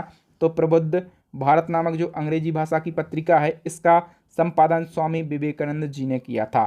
थियोसॉफिकल सोसाइटी की स्थापना मैडम ब्लात्सबस्की और कर्नल अलकाट ने करी थी 1875 में। भारतीय राष्ट्रीय कांग्रेस की प्रथम महिला अध्यक्ष कौन थी? एनी बेसेंट थी। ठीक है, नेक्स्ट की बात करें तो थियोसॉफिकल सोसाइटी की गतिविधियों को भारत में व्यापक रूप से फैलाने का श्रेय किसको दिया जाता है? एनी बेसेंट को। भारतीय राष्ट्रीय कांग्रेस के किस अधिवेशन की अध्यक्षता एनी बेसेंट ने करी थी? तो कलकत्ता अधिवेशन जो कि 1917 में हुआ था, इसकी अध्यक्षता करी थी एनी बेसेंट ने। कॉमनवेल्थ और न्यू इंडिया नामक पत्रिका का संपादन किया एनी बेसेंट ने। यंग बंगाल आंदोलन जो कि 1826 में हुआ था, इसके प्रवर्तक हेनरी विलियम ड्रोजियो थे। नेक्स्ट क्वेश्चन है, बंगाल में आधुनिक सभ्यता का जनक किसे कहा जाता है? हेनरी विलियम ड्रोजियो को कहा जाता है। ईस्ट इंडिया नामक पत्रिका का संपादन हेनरी विलियम ड्रोजियो ने किया। विवाह की न्यूनतम आयु से संबंधित शारदा एक्ट 1929 किसके प्रयासों से पारित किया गया? तो ये हरिविलास शारदा के प्रयासों से पारित किया गया।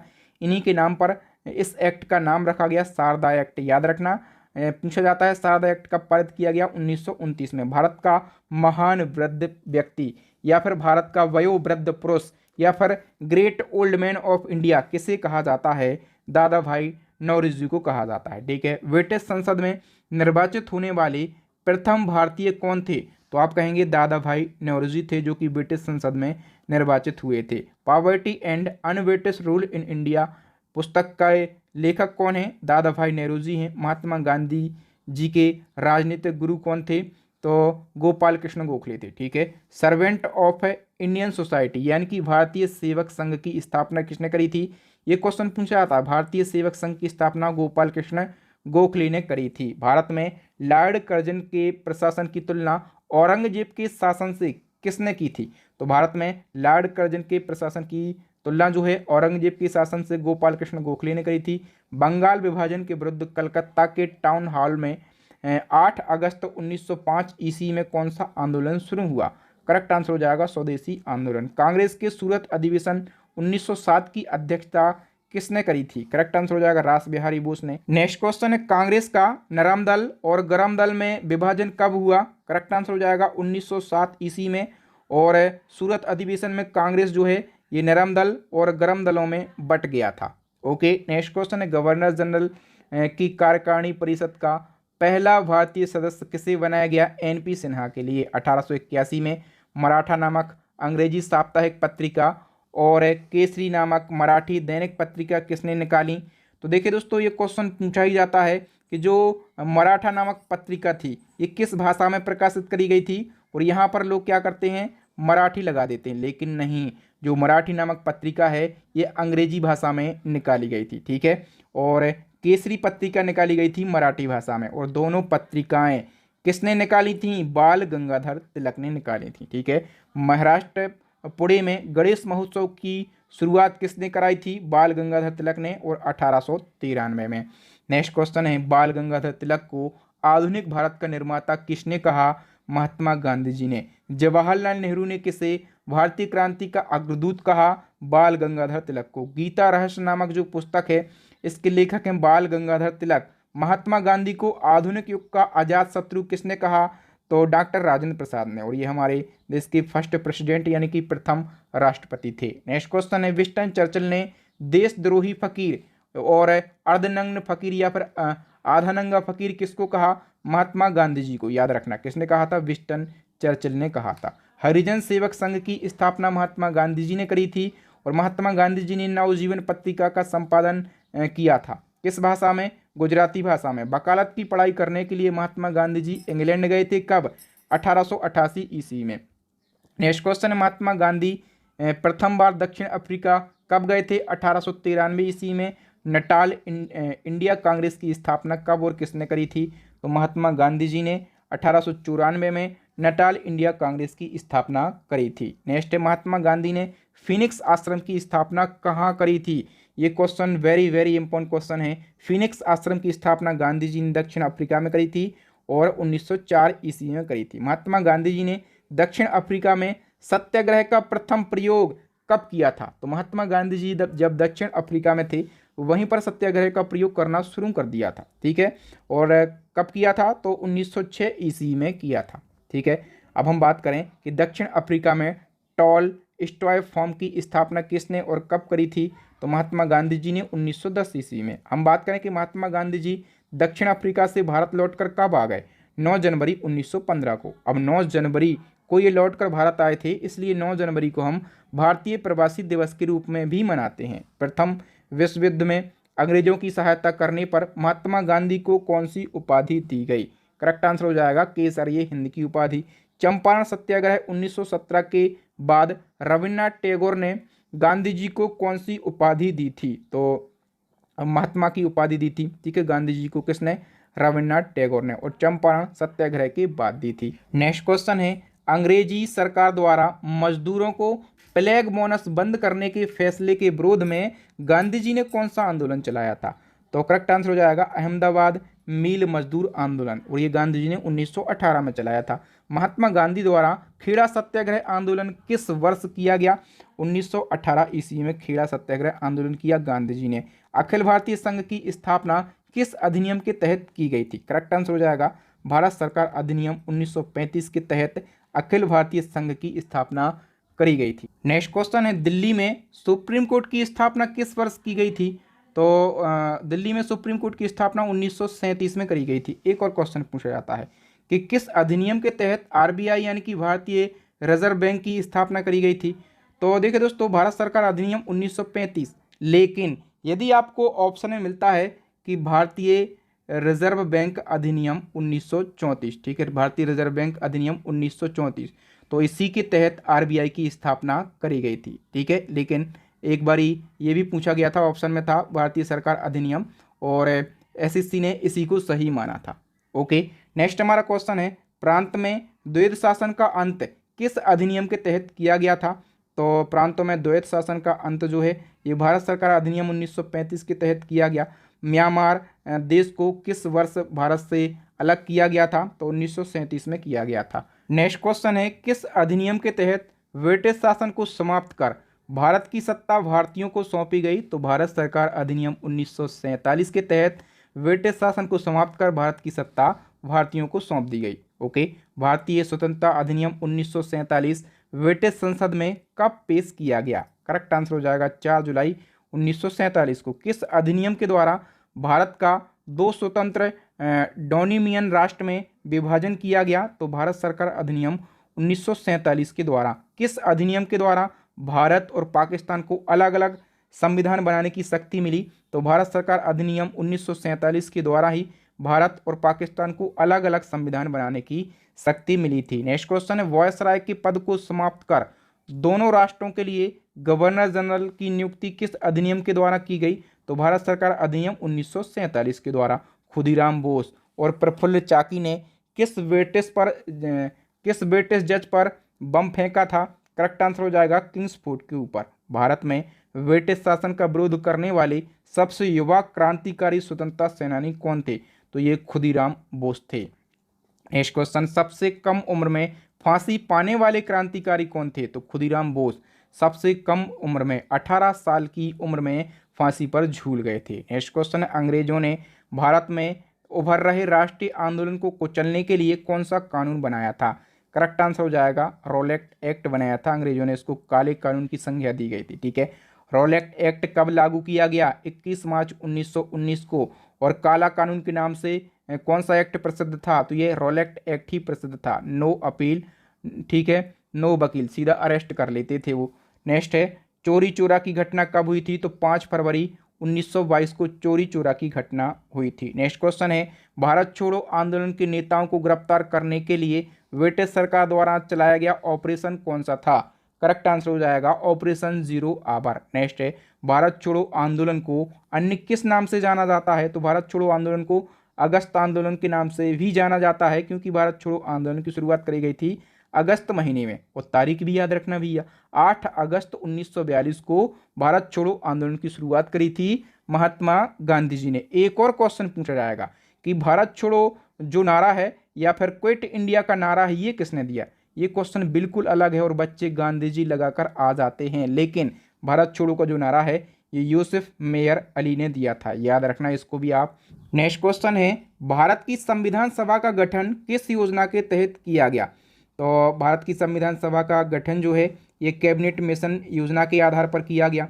और क्वेश्चन पूछा जाता है कि भारत कैबिनेट मिशन भारत कब आया? तो कैबिनेट मिशन 1946 में भारत आया, ठीक है। और बताइए कि भारत का विभाजन किस योजना के आधार पर किया गया? तो भारत का विभाजन भारत और पाकिस्तान के रूप में माउंटबेटन योजना के आधार पर किया गया, ठीक है। तो क्वेश्चन आपसे पूछा जाए कि पाकिस्तान अपना स्वतंत्रता दिवस कब मनाता है? तो 14 अगस्त 1947 को पाकिस्तान आज़ाद हुआ था, ठीक है, या स्वतंत्र हुआ था, तो 14 अगस्त को मनाता है। और अपना देश भारत कब स्वतंत्रता दिवस मनाता है? तो 15 अगस्त को मनाता है, क्योंकि अपना देश भारत 15 अगस्त 1947 को आज़ाद हुआ था, ठीक है। तो दोस्तों यहाँ पर हमने मॉडर्न हिस्ट्री के मोस्ट इंपॉर्टेंट 500 क्वेश्चन को डिस्कस कर लिया है। आपके लिए 2 चैलेंजिंग क्वेश्चन छोड़कर जा रहा हूं। इन क्वेश्चन का आंसर आपको कमेंट सेक्शन में कमेंट करके बताना है कि सर्वेंट ऑफ इंडियन सोसाइटी यानी कि भारतीय सेवक संघ की स्थापना किसने करी थी, ठीक है। दूसरा आपको बताना है कब करी गई थी। और एक और क्वेश्चन है कि भारत का महान वृद्ध व्यक्ति यानी कि great old man of India किसे कहा जाता है, ठीक है। ये 2 क्वेश्चन हैं, इन दोनों क्वेश्चन के आंसर आपको कमेंट सेक्शन में कमेंट करके बताना है, तभी ना आपके बहादुर सर को पता चलेगा कि आप हमारा वीडियो कितने अच्छे से देखते हैं और आपने हमारा वीडियो पूरा देखा है कि नहीं देखा है। तो उपस्थिति दर्ज कराने के लिए इन 2 क्वेश्चन के आंसर आप जरूर लगाएं, ठीक है। बाकी आपको वीडियो कैसा लगा ईमानदारी से कमेंट सेक्शन में अपना फीडबैक दें और वीडियो आपको जरूर अच्छा लगा होगा। और यदि आप चाहते हैं कि इसी प्रकार से हम हिस्ट्री के सारे पार्ट पढ़ें, कंप्लीट स्टैटिक जीके पढ़ें, तो हमारी स्टैटिक जीके की रामबाण ई बुक लॉन्च हो गई है। बिल्कुल सेम कंटेंट आपको मिलेगा।